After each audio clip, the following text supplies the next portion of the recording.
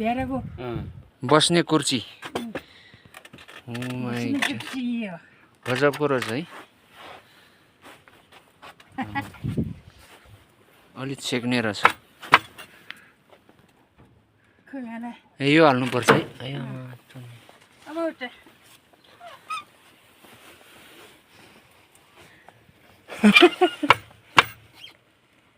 हातले छिराउने हो ए ए ए ए त्योबाट छिराउने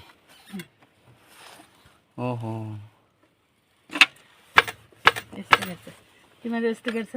यस्तै हो गर्ने त यस्तै हो तर हाम्रो अलिकति यो बनाउने तरिका चाहिँ अलिक फरक छ हाम्रो चाहिँ यो के को उन हो रे अन्ति यो याकको उन होइन ए चौरीको ओहो तल खुट्टा नि खुट्टाले खुट्टाले नै हान्नुपर्छ है ल दुई ए चारवटा ओहो चारवटा आम डेन्जर आइडिया रहेछ त यार यो त आफै बनाएको है यो चिज त पहिले उनको त्यो गर्ने अनि त्यो मसिन यस्तो चलाउने मेसिनले भयो त मेसिन हैन हालले गर्छ हामी त यस्तो हालले है मेसिनहरु आएको छ कि छैन यस्तोहरु गाउँमा अहिले छैन है पहिल्यैबाट यसरी पहिलादेखि ओहो ल यो चाहिँ पटुका बुन्ने तरिका चाहिँ यसरी रहेछ यस्तो खालको ल हेर्नुस् ल खुट्टाले पनि यसरी चलाउनु पर्ने रहेछ यस्तो दामी यस्तो हुँदो रहेछ पटुका चाहिँ यो एउटा पटुकालाई कति पर्छ अन्त यो एउटा पटुकालाई धेरै पर्छ हामी त बेच्दैन हामीले चाहेको ए आफूले मात्र ए आफूले युज गर्ने मात्र यो त दियाको उनको त यस्तो चलाउने धेरै झन्झट छ के ए बेरेको उनको जस्तो हुन्न यो त अर्को अचम्मकै सिप छ यस्तो मेसिन भइदिएको भएपछि चाहिँ अझै मजा हुन्थ्यो यसको चाहिँ अनि यो धागोहरूले चाहिँ मिलाउने रहेछ है यो ठ्याक्क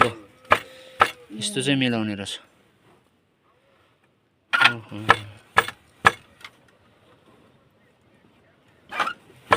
यो चाहिँ एकदम पुरानै होला है यो आइडिया त पहिल्यैदेखिको है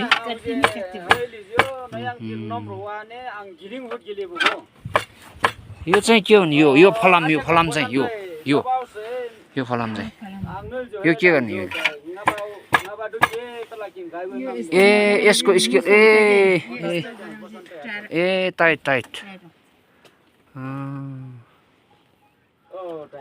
ओहो अनौठोको सिप हो यो चाहिँ ल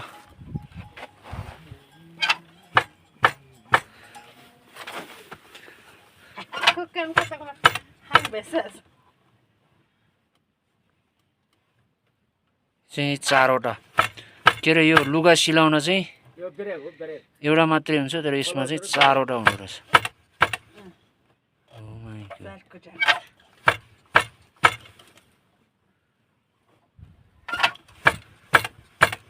त्यो भुलेर अर्को थिच्यो भने के हुन्छ अन्त अर्को थिच्यो भने चाहिँ के हुन्छ भुलेर यो खुट्टाले भुलेर अर्को थिच्यो भने चाहिँ के हुन्छ माथिको यो चाहिँ बाहिर भित्र आउँछ नि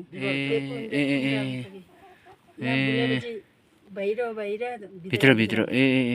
यिनीहरु यस्तो छ नि त्यहाँनिर झ्याके भित्र बाहिर छ ए दुईटा बाहिर दुईटा भित्र अचम्मको आइडिया चाहिँ देखियो है आज चाहिँ यो त यो भन्दा नि ठुलो पनि बनाउन मिल्छ है एकदम ठुलो यत्रो यतिको मिल्दैन है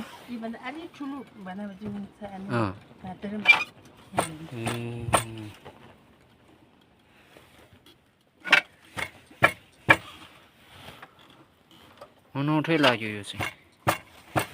ल अन्ति बाई बाई ल ल बाई